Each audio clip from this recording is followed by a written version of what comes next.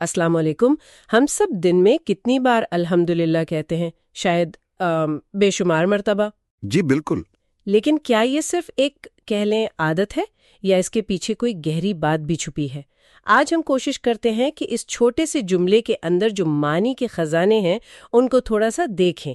ہاں بالکل، کیونکہ یہ لفظ اتنا عام ہو گیا ہے نا کہ اس کی جو گہرائی ہے وہ اکثر ہم مس کر جاتے ہیں.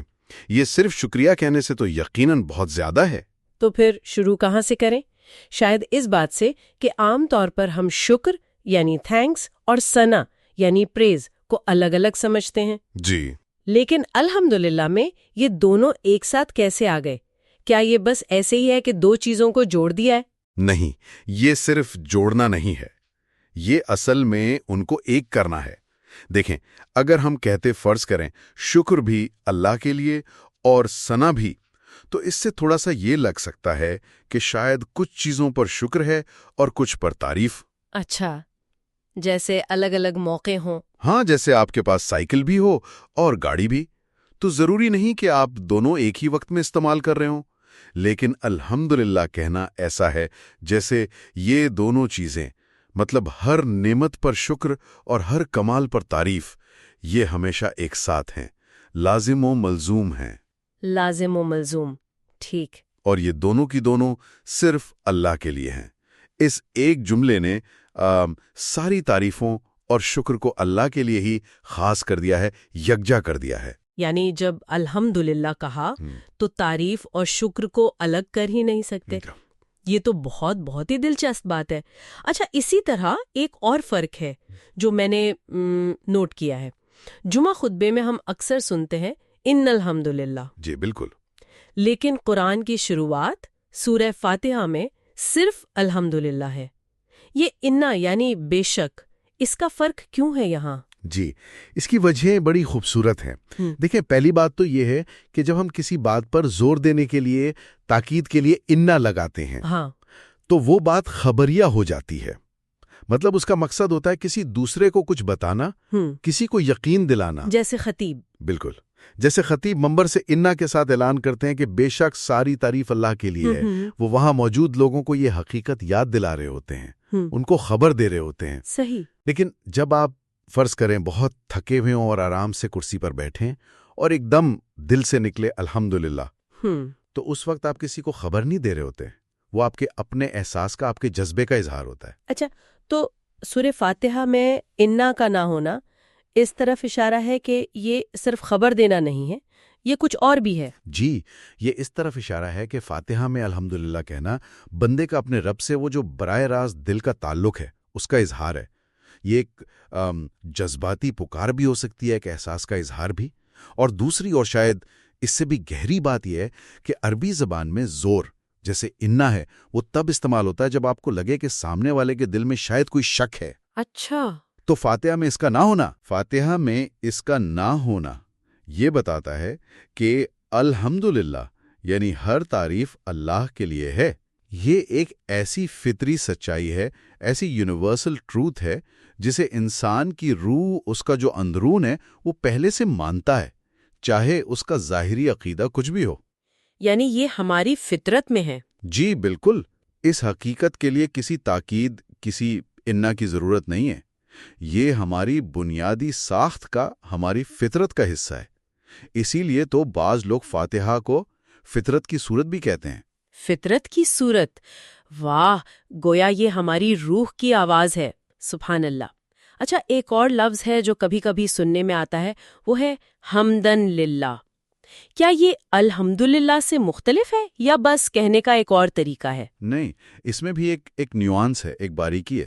دیکھیں، حمدن للہ کا مطلب ہو سکتا ہے کچھ تعریف اللہ کے لیے، تھوڑی سی تعریف، کچھ تعریف، ٹھیک. لیکن جب ہم الحمدللہ کہتے ہیں تو اس میں جو شروع کا ال ہے نا، ہاں، یہ ال استغراق کے لیے آتا ہے. استغراق کا مطلب ہے کسی چیز کو پوری طرح گھیر لینا، اس کو مکمل کر دینا. تو الحمدللہ کا مطلب ہے ہر قسم کی مکمل تمام تعریف بلا شرکت غیر، یعنی کسی اور کی شرکت کے بغیر، صرف اور صرف اللہ کے لیے ہے. صرف اللہ کے لیے. جی، اس ایک ال نے ساری کی ساری تعریف کو اللہ کے لیے خاص کر دیا. یعنی اب دنیا میں کہیں بھی کوئی اچھائی نظر آئے، کوئی خوبی، کوئی کامیابی ہو، چاہے وہ کسی انسان کی کوشش کا نتیجہ لگ رہا ہو، بالکل، چاہے وہ ہماری اپنی محنت کا پھل لگ رہا ہو، کسی بزنس کی کامیابی ہو، کوئی ہنر ہو، اس کی جو اصل تعریف ہے، حقیقی حمد ہے، وہ اللہ کی طرف ہی لوٹتی ہے، کیونکہ ہر اچھی چیز اصل میں اس کی عطا ہے۔ ہماری کوشش ایک ذریعہ ہے، لیکن دینے والا وہ ہے۔ تو یہ تو پھر بہت ہی اہم ہوا۔ بہت اہم ہے۔ اچھا، اور پھر آپ نے اس جملے کی بناوٹ، اس کے سٹرکچر کا بھی ذکر کیا تھا کہ یہ فعل یعنی ورب نہیں ہے بلکہ اسم یعنی ناؤن ہے۔ اس کا کیا مطلب ہوا؟ اس سے کیا فرق پڑتا ہے؟ جی، اس کا مطلب یہ ہے کہ یہ تعریف وقت کی قید سے آزاد ہے۔ دیکھیں، فعل جو ہوتا ہے، جیسے اردو میں نے تعریف کی یا میں تعریف کروں گا، یہ ماضی پاسٹ، حال پریزنٹ یا مستقبل فیوچر سے جڑا ہوتا ہے، ایک ٹائم فریم ہوتا ہے۔ صحیح۔ لیکن الحمد ایک اسم ہے، جیسے کرسی ایک اسم ہے، میز ایک اسم ہے، یہ بس ہے، اس کا کوئی زمانہ نہیں ہوتا۔ تو الحمد بھی بس ہے۔ بالکل، گویا اللہ کی تعریف ہمیشہ سے تھی، ہمیشہ ہے اور ہمیشہ رہے گی۔ کائنات بننے سے پہلے بھی تھی، اور جب یہ سب ختم ہو جائے گا اس کے بعد بھی رہے گی۔ اور ایک اور بات، اس جملے میں الحمدللہ، اس میں کسی تعریف کرنے والے کا ذکر نہیں ہے۔